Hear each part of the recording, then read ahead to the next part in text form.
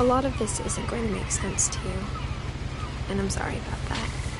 I'm just going to start at the beginning, with the house.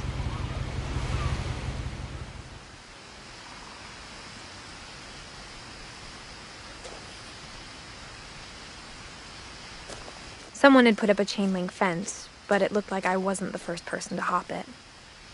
My brother Milton disappeared when I was 4. It was like the house just swallowed him up.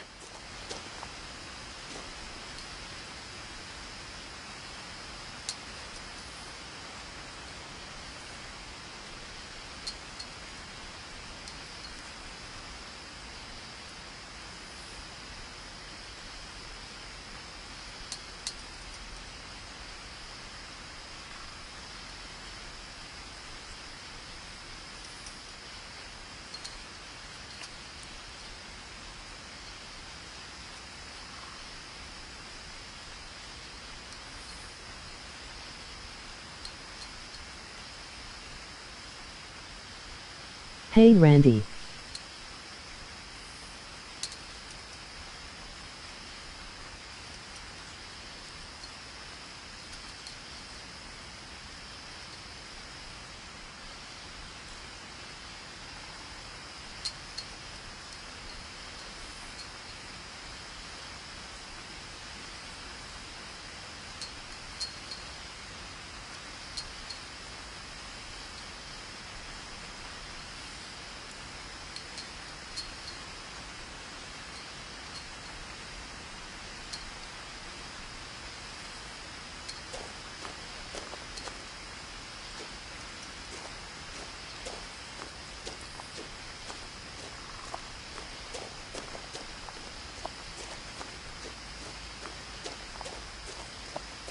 I lived here until I was 11, but I wasn't allowed inside half the rooms.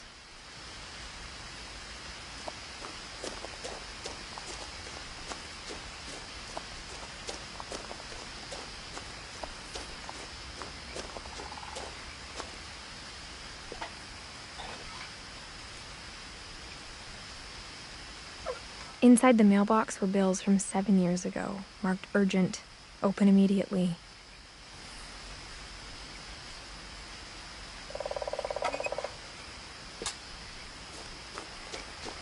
I hadn't been back since my brother Lewis's funeral.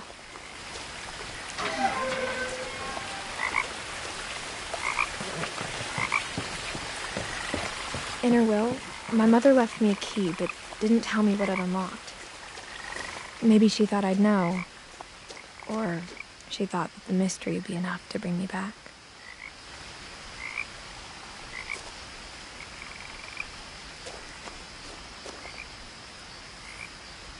It's Mom.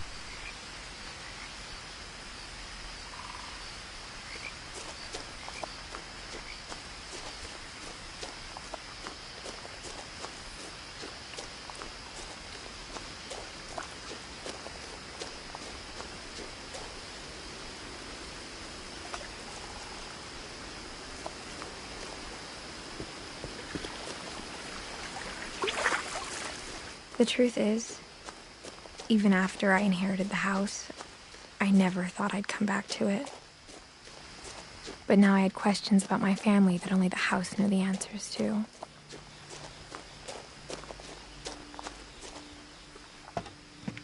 The woods around the house have always been uncomfortably silent, as if they're about to say something but never do.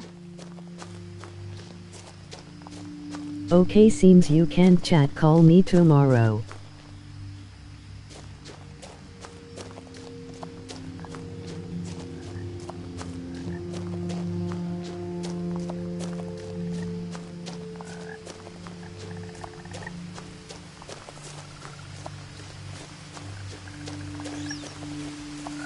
Love you, son. The house was exactly like I remembered it, the way I'd been dreaming about it.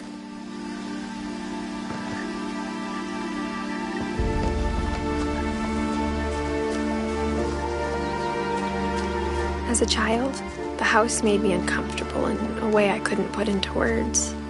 Now, as a 17-year-old, I knew exactly what those words were. I was afraid of the house.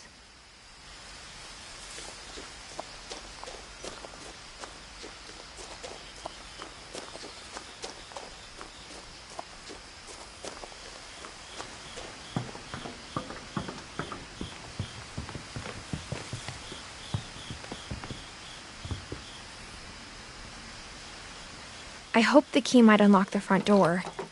It didn't.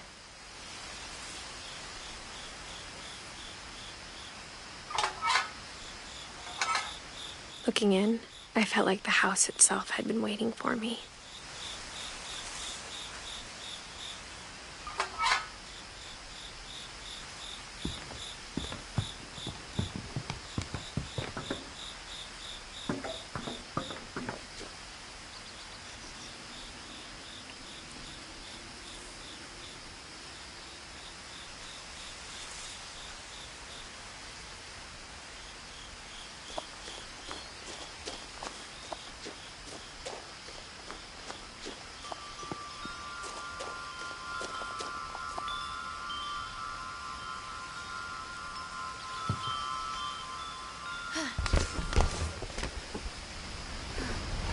Crawling through the doggy door used to be a lot easier when I was 11.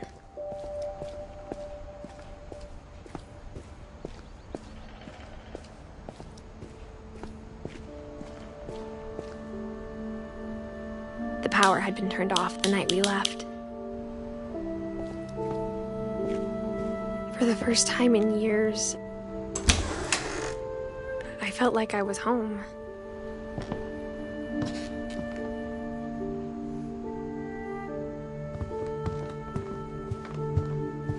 The table was still a wreck from the night we left. It was like a bomb had gone off, killing everyone but sparing the furniture.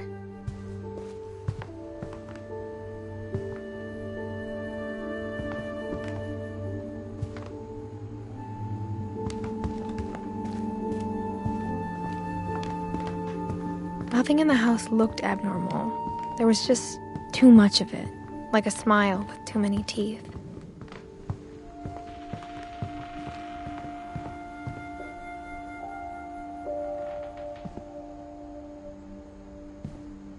Mom always told me to stay out of the basement, so I wasn't too surprised when the key didn't fit.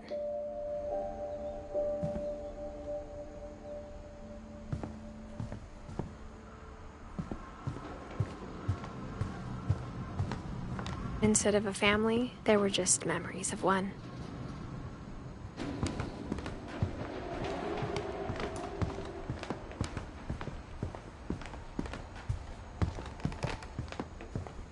After Lewis started working at the cannery, we all got pretty sick of salmon. Except our cat, Molly.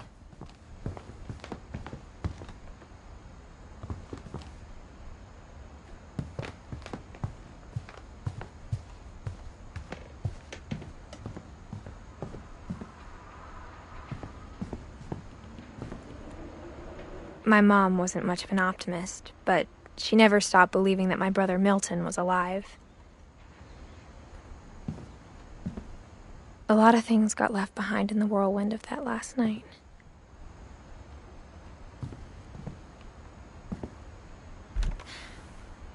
Edie told me once that every Finch who ever lived is buried somewhere in the library.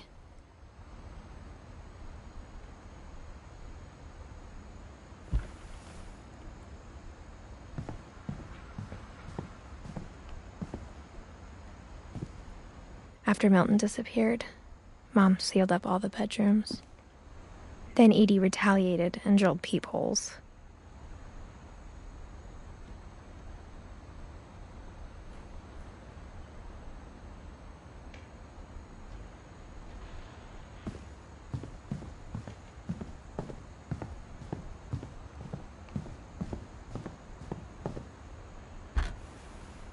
My Grandpa Sam spent 7 years sharing a room with his dead brother, Calvin.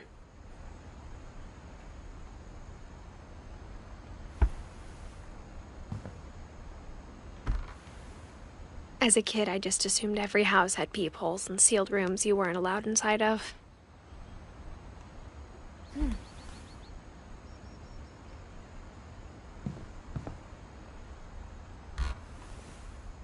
The last time I was in Edith Sr.'s room, I was 10 and she was painting my portrait.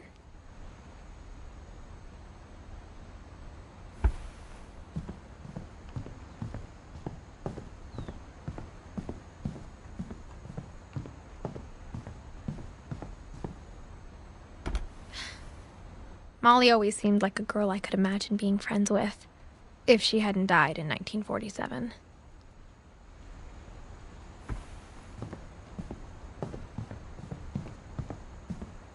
I spent a lot of time playing in Great Uncle Walter's room. I think my mom sometimes regretted not sealing it up.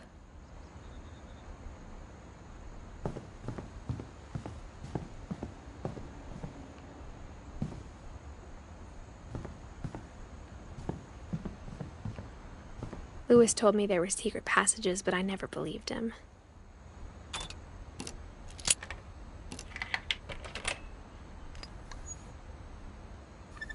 Turns out, my mom was really good at keeping secrets.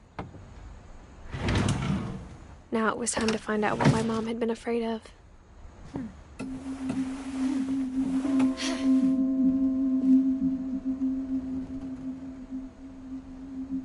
Reading this, maybe it sounds like I had a plan. But I had no idea what was behind that door.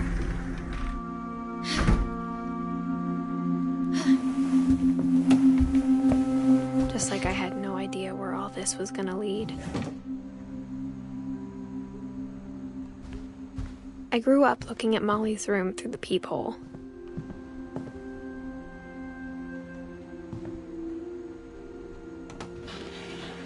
Molly's gerbil had a tiny bedroom with its own even tinier gerbil cage.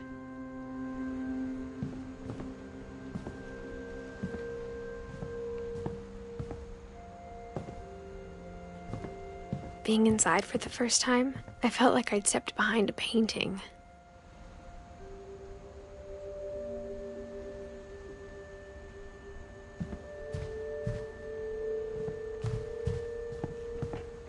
I got the sense Edie had spent a lot of time here, before my mom sealed the doors.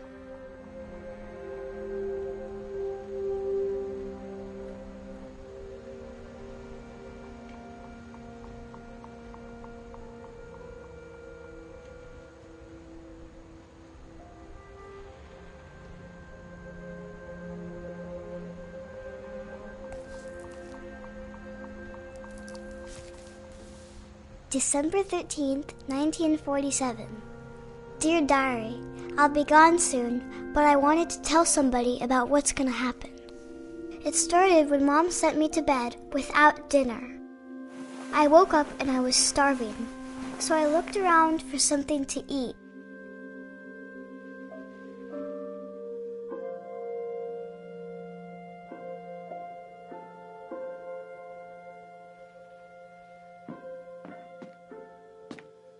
My Halloween candy was all gone.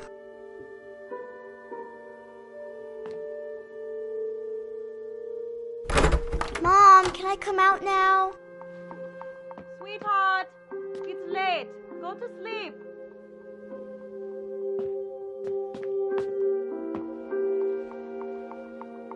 The gerbil food was dry, but I didn't mind it.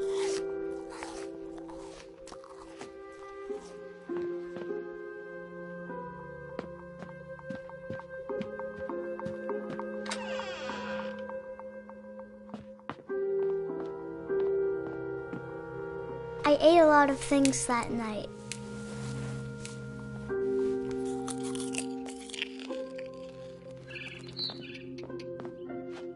I kept eating and eating.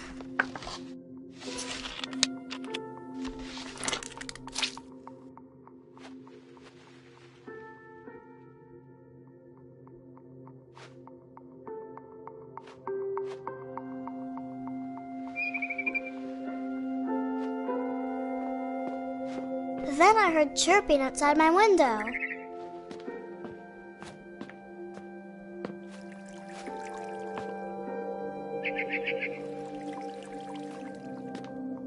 I thought about eating Christopher, but I held back.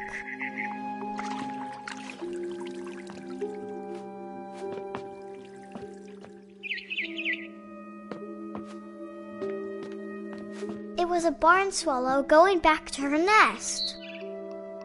I reached out for her.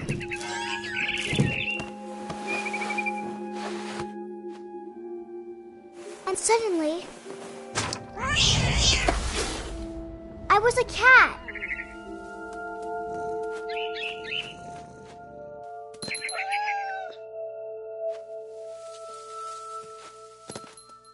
I tried to be quiet, but the bird was really scared.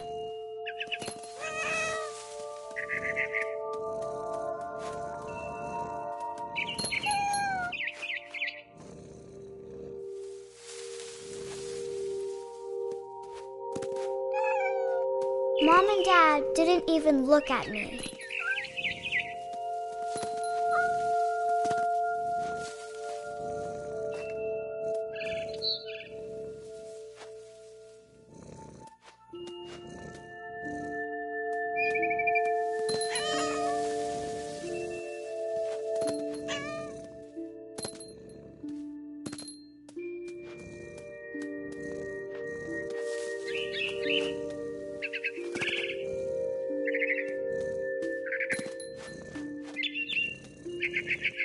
I jumped and I almost got her.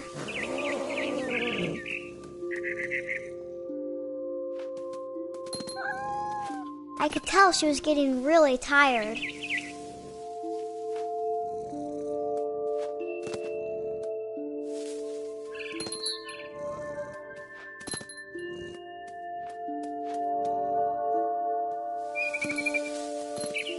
Now I was up in the big tree. I promised Dad I wouldn't climb it anymore. All I cared about was eating that mama bird.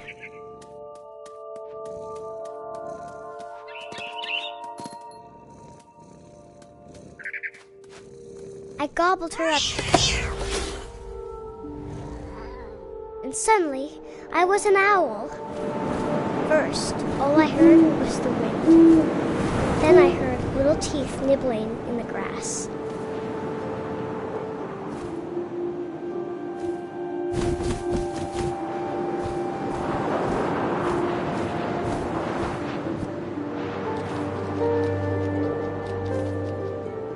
Rabbits.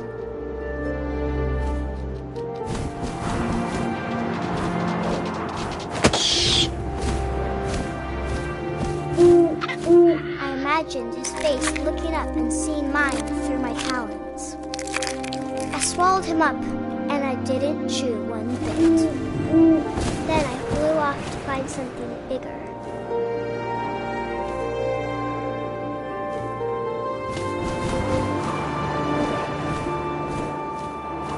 A mama rabbit.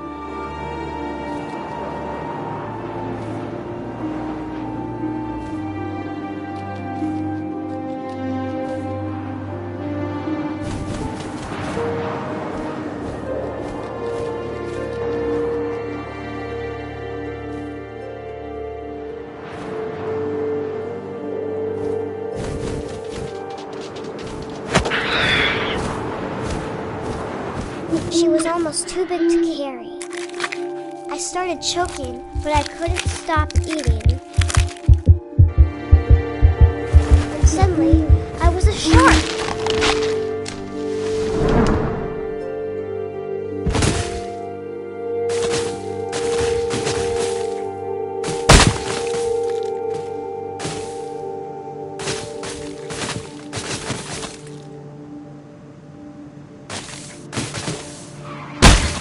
I rolled off a cliff and into the ocean. Now, I was hungrier than ever.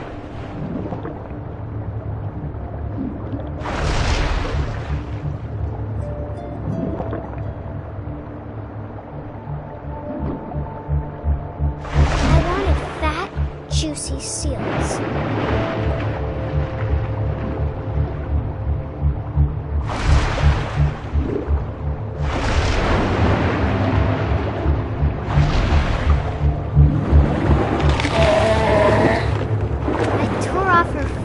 And it tasted really good.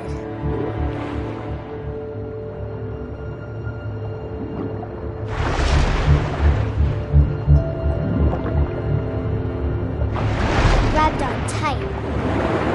When I was so hungry, I jumped out of the water. When I opened my eyes, everything had changed.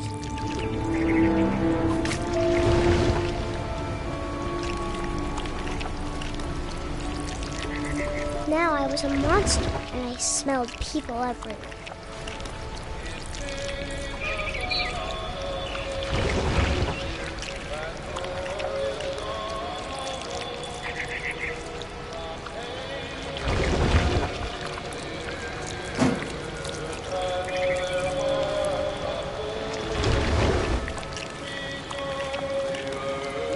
I was big, but I moved real quiet.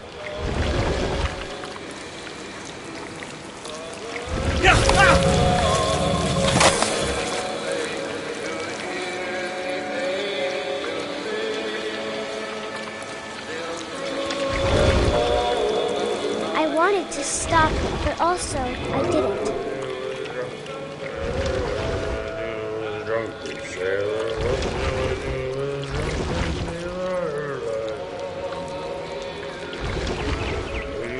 Belly with a rusty razor, his belly with a rusty razor, his belly with a rusty razor, and the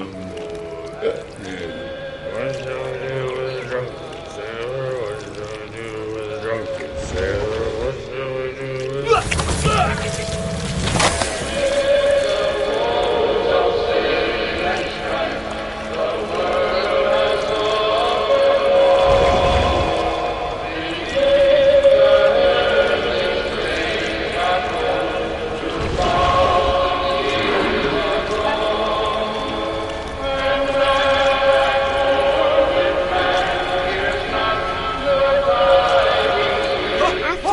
passenger, I was still hungry. And to cross the water, I smelled a canoe, something I had to have, so I swam towards it.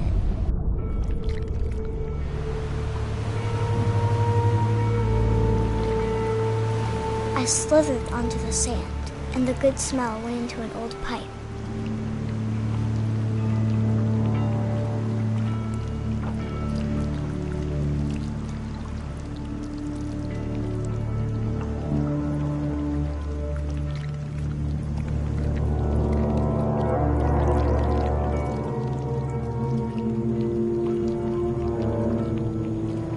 I got closer and closer.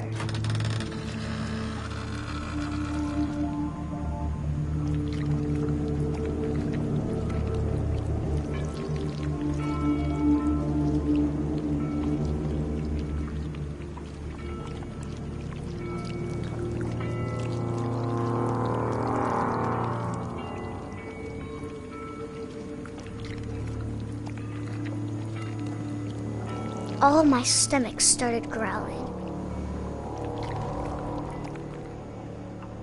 And suddenly, I was me again. I held my breath for a long time, but I couldn't hear anything. I think it's waiting for me to fall asleep. But it's not going to wait much longer. It needs to feed, and we both know I will be delicious.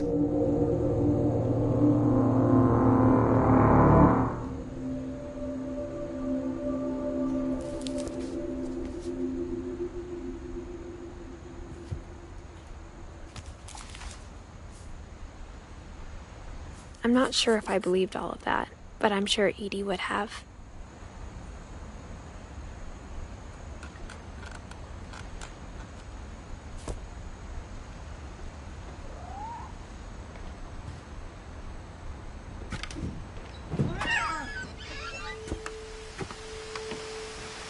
This will be obvious later, but my mom never told me any of these stories.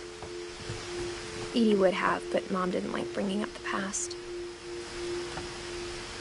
Though, when we adopted a stray kitten, she was the one who named it Molly.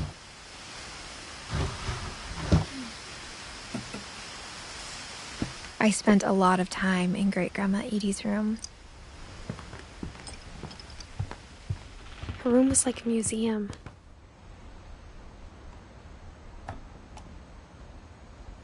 For 500 years, the Finches have been famous throughout Norway for their fortune and misfortune. Odin Finch buries the latest victims of the family curse, his wife Ingeborg and their newborn son, Johan.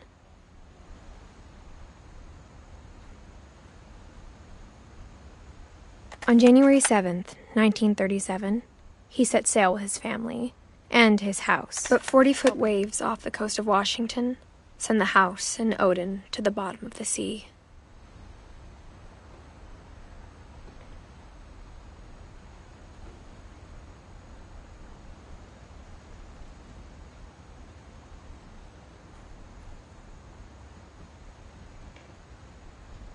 Odin's daughter Edie, with husband Sven and baby Molly, step ashore on their new home, Orcas Island.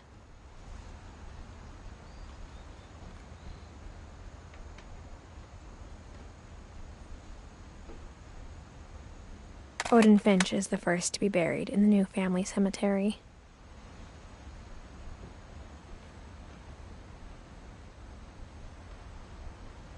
His daughter Edie is already dreaming of a new Finch house.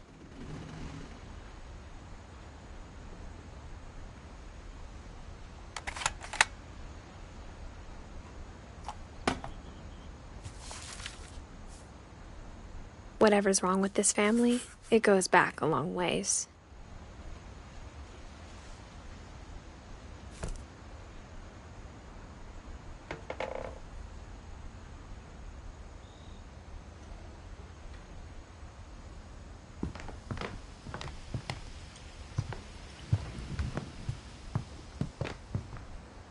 Even in her 90s, sometimes Edie seemed a lot younger than my mother. The only trace Grandpa Sam's first wife, Kay, left on the house was the pink bathroom.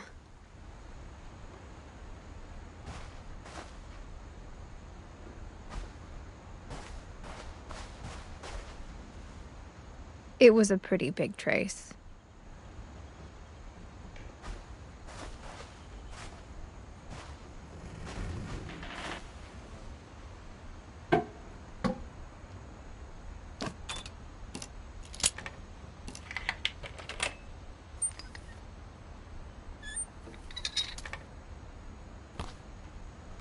There's a secret in this bathroom.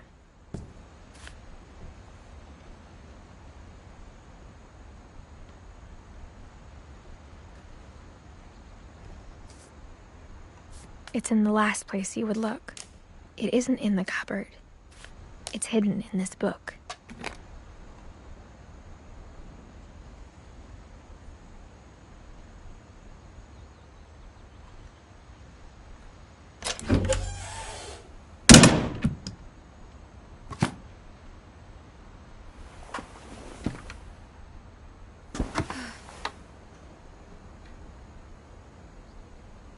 Sven gave Sam an old camera he'd refurbished.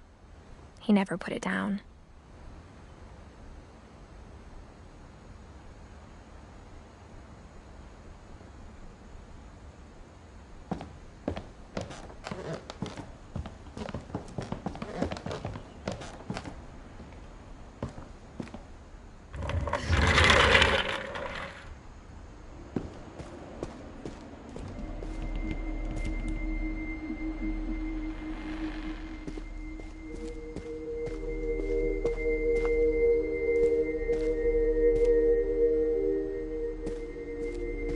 I knew Grandpa Sam had a twin, and that he never talked about him.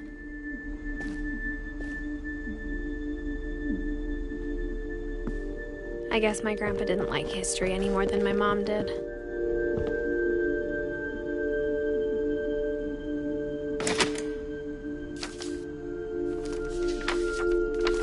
How I Want to Remember My Brother by Sam Finch. The thing I remember is that when he made up his mind, that was it. My brother said he'd die before he ate another mushroom, and he did.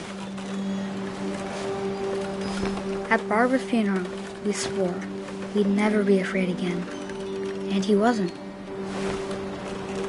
I think Calvin always wanted to fly.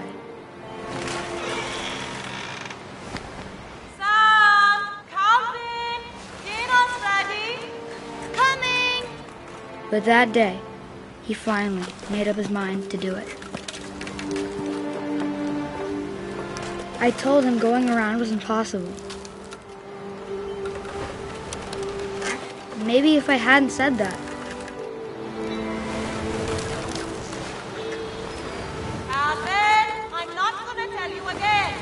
Maybe if the wind hadn't picked up,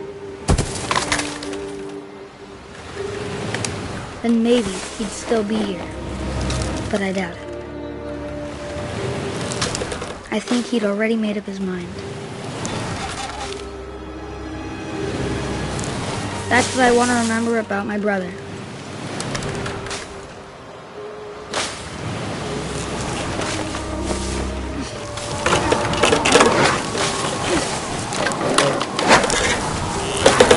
The day he made up his mind to fly.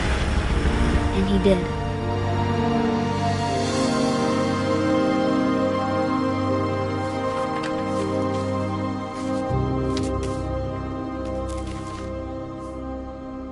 Calvin's story felt strangely familiar. When I was younger, I remember trying to do the exact same thing.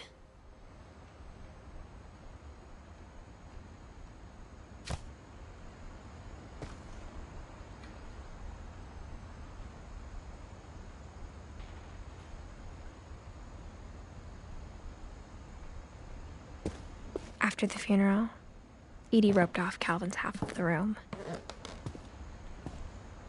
Mom said Grandpa Sam enlisted at 18 and never set foot in the room again.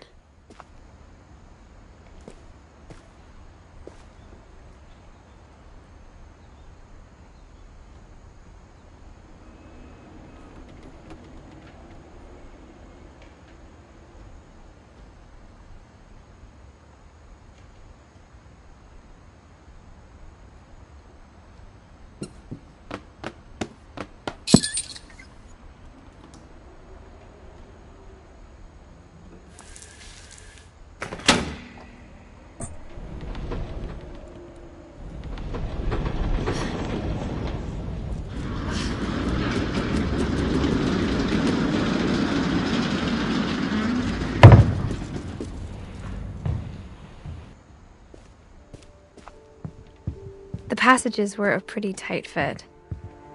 They'd obviously been built for smaller hands and bellies.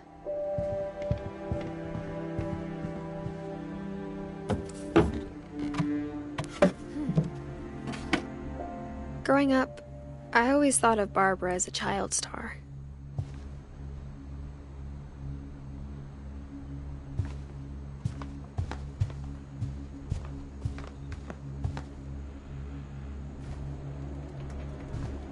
I never thought about how hard it must have been for her afterwards.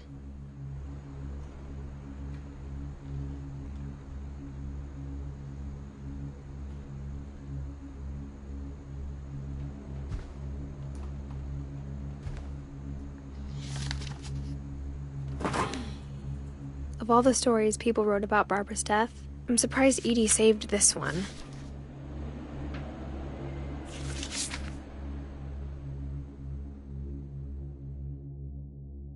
Old Jack here with another ghastly tale inspired by America's most unfortunate family. I'm calling it The Surprise Ending of Barbara Finch. As a child star, Barbara was famous for her scream. Now at 16, she was all washed up. A has-been. But in a lucky break, she'd been asked to perform her signature scream at a local convention for monster movie fans. It was just the boost her career needed. Unfortunately, her scream hadn't aged well. Getting better. I think you just need the right motivation. Her biggest fan and current boyfriend, Rick, was about to demonstrate when... Now that was a great scream. It was Barbara's father, Sven. He'd slipped into a table saw and had to be rushed to the emergency room. So Barbara got stuck babysitting her youngest brother, Walter. Her convention comeback was cancelled. Okay, I'm hearing frustration, but I'm not hearing terror. What if I tried... A gang of hoodlums in Halloween masks have been terrorizing Orcas Island tonight. Police are urging residents to... That came from the basement. You're right! Also, I loved your delivery on that. Why is your basement door locked? Because my dad likes making puzzles and secret passages. There's a key hidden in the music box. The secret is to keep winding and winding until finally the key pops out. Thanks, babe. I'll be back in a sec. 20 minutes later, Rick hadn't returned. So Barbara went to look for him, right on cue. She reached for the music box. And as she wound the key, she listened for Rick, but the house was silent.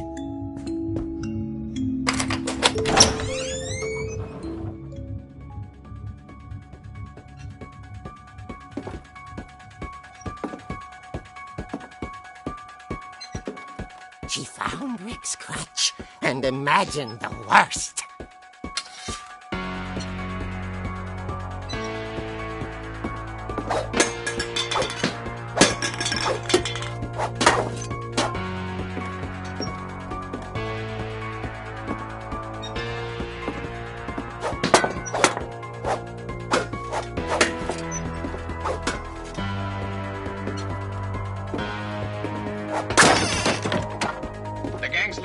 Infamous Hookman killer, Dr. Carl Hamill, who impaled and then ate his family 10 years ago tonight.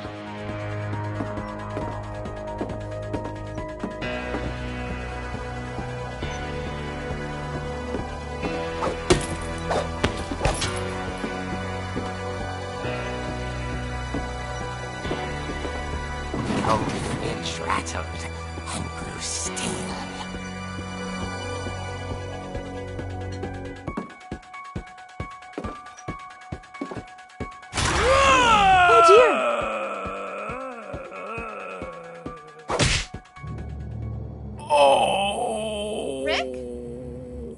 Barb, relax. I was just trying to scare you to help you find your scream. Well, I'm not scared, Rick.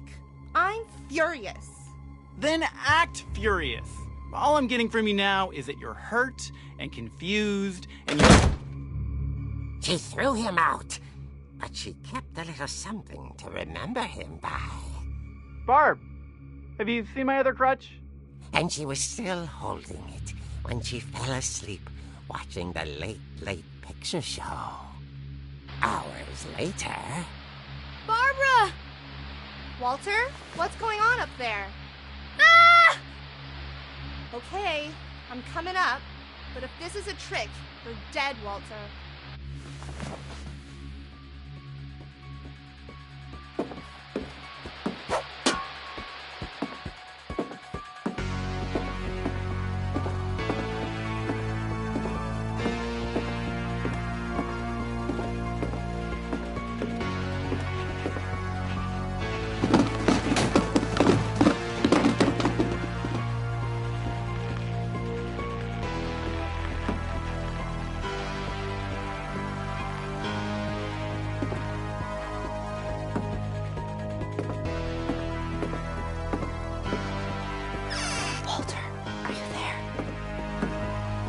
Walter had vanished, but his bedside radio was still on. Orcas Island police describe the man as 6 feet tall, with a steel hook for a hand. Residents are urged to lock all doors and windows and notify the police of any suspicious activity. Barbara turned, saw the hook man, and was speechless. He was quite smashing.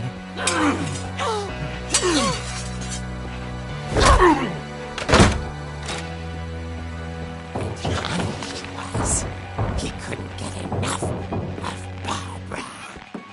Okay, Barbara, there's got to be another way out of here.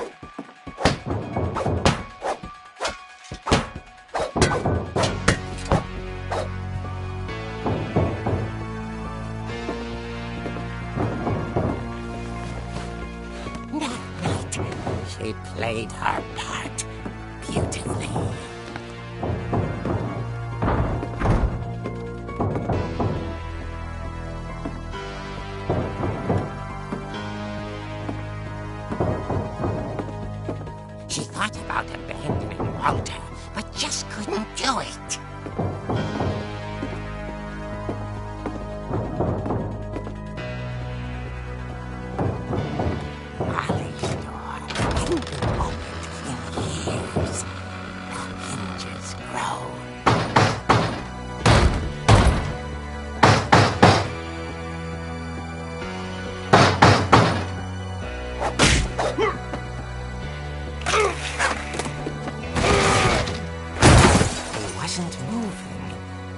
sensed the story might not be over yet.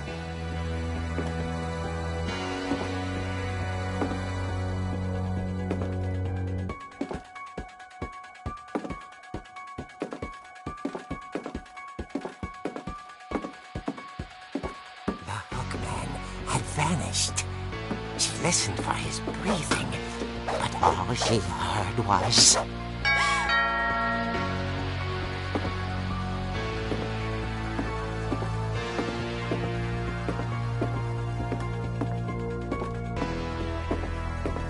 Someone at the door was dying to speak to young Barbara. At the door, she heard whispering.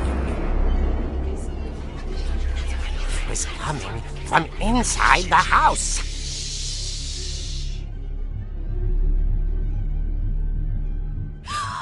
Oh dear. Surprise! Bravo, Barbara! You were wonderful! The monsters had come to surprise her. For Barbara, it was a dream come true. Then she saw what kind of monsters they were, and she realized what was about to happen. She was going to be famous. And with her final breath, Barbara Finch gave the performance of her life.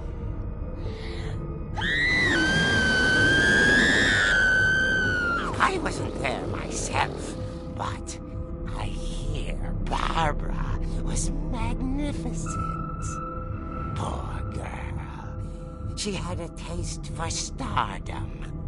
But unfortunately, so did her fans. Of course, the police blamed it all on poor Rick, who disappeared the same night. And little Walter, hiding under his bed the whole time.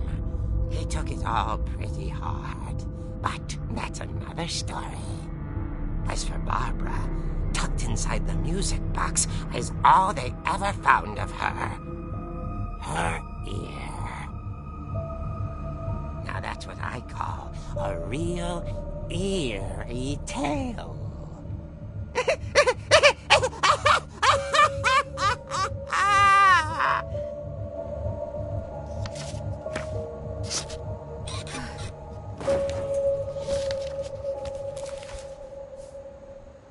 Edie told me all Barbara wanted was to be remembered, as absurd as that comic was. Maybe what Edie saw was a happy ending.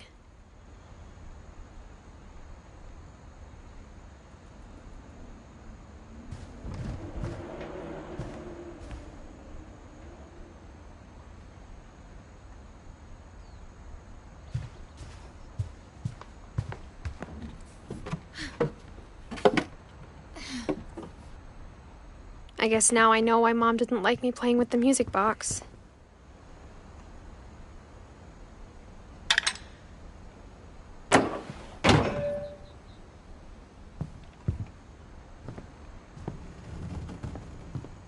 Whenever people ask me about my family, the first thing they always want to know about is Barbara.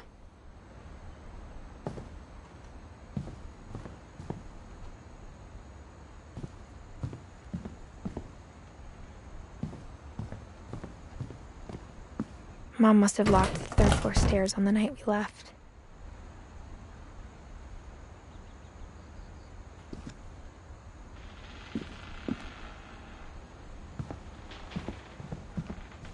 Edie's father, Odin, built the original house. It's funny. All those times I played with the music box and never found the basement key.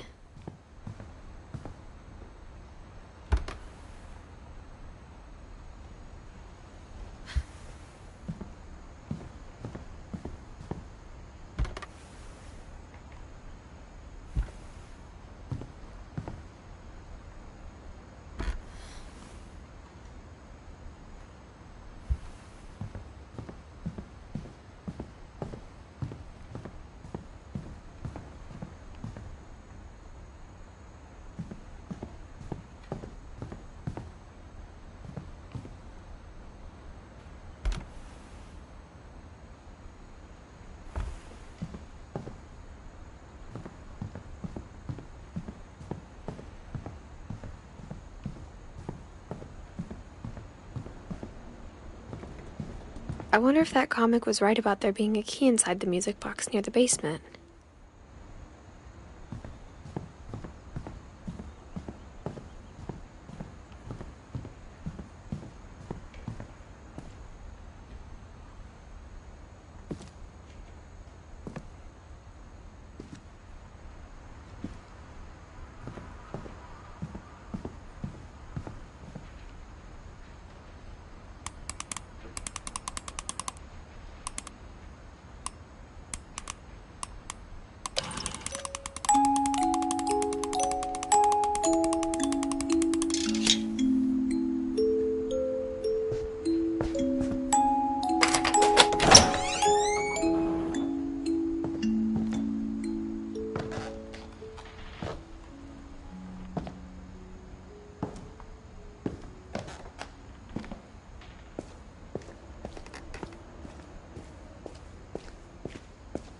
Mom said the basement was off limits, unless I wanted another tetanus shot.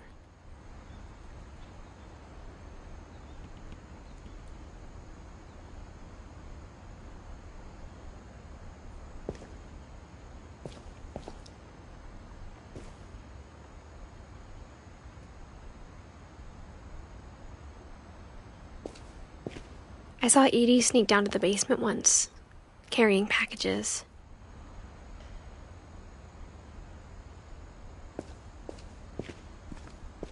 I thought maybe she was hiding presents.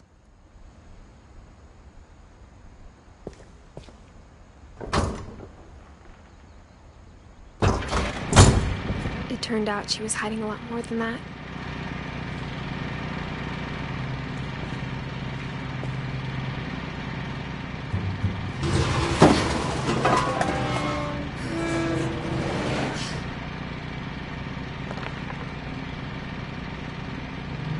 I remember asking Mom once about where Walter had gone. She said after Barbara died, he got as far away as he could.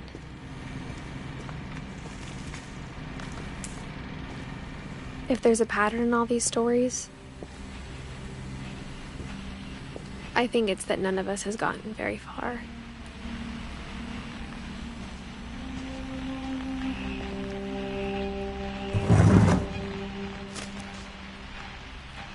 Goodbye, everyone. I can't believe I've been down here for 30 years. On that first day, after the shaking started, I didn't think I'd survive a week.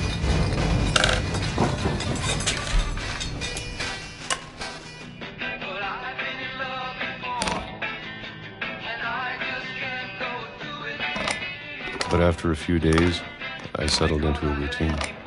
That's what kept me sane.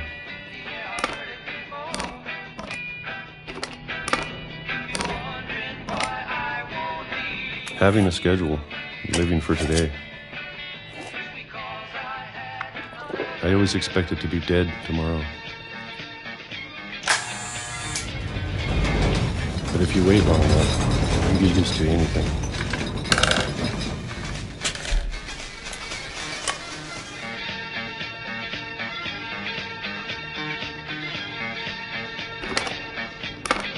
Even a monster on the other side of the door starts to feel normal. Almost friendly.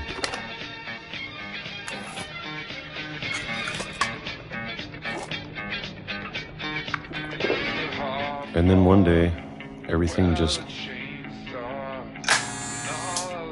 stopped. Whatever that thing was, it was gone. Maybe it got tired of waiting. Or maybe I just got tired of being afraid.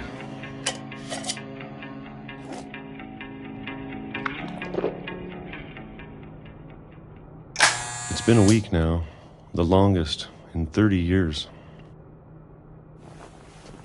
I'm done waiting. I have to leave while I still can.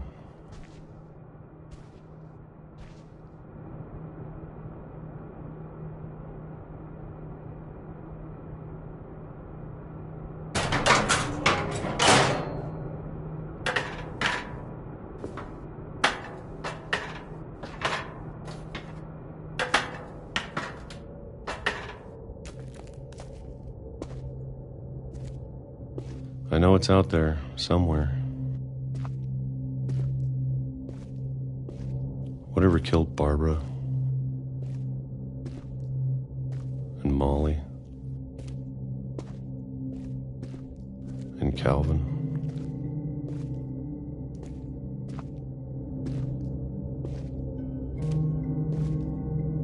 Maybe this is all a mistake. But I need to stop living the same day, even if it kills me.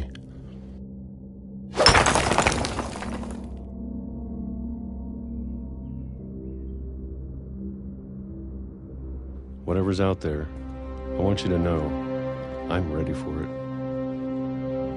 I'm going to appreciate all of it, especially the food. I don't mind if I only have a year left, or a month, or a single week. I'd be happy with one new day. I can already imagine the sun on my face.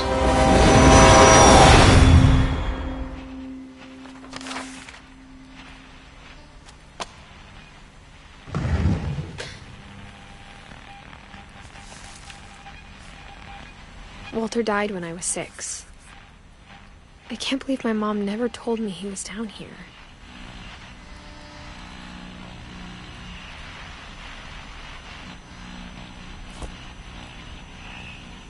I'm sure my mom was trying to protect me.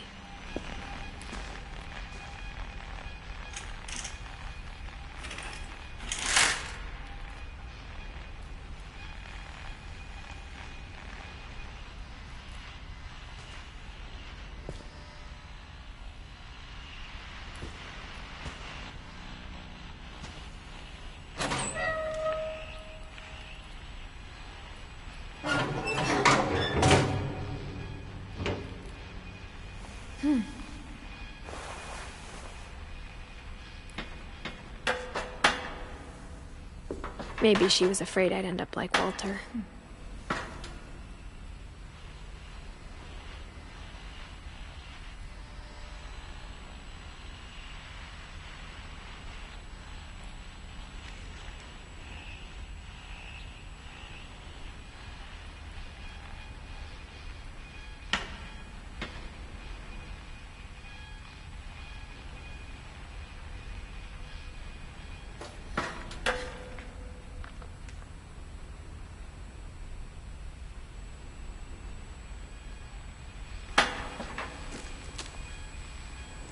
But if she never told me about an uncle under the house,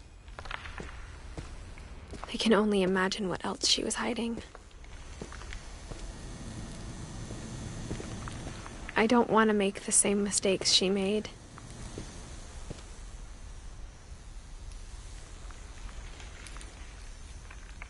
Trying to bury something that's still alive.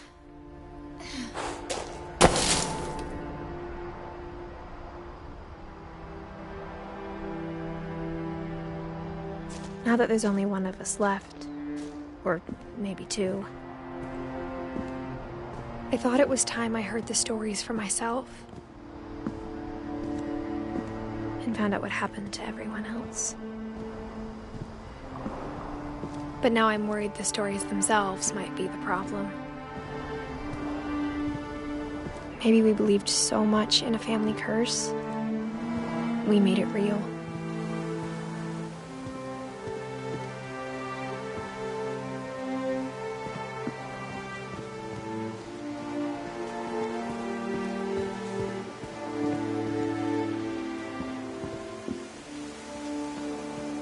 I don't know if I should even be writing this.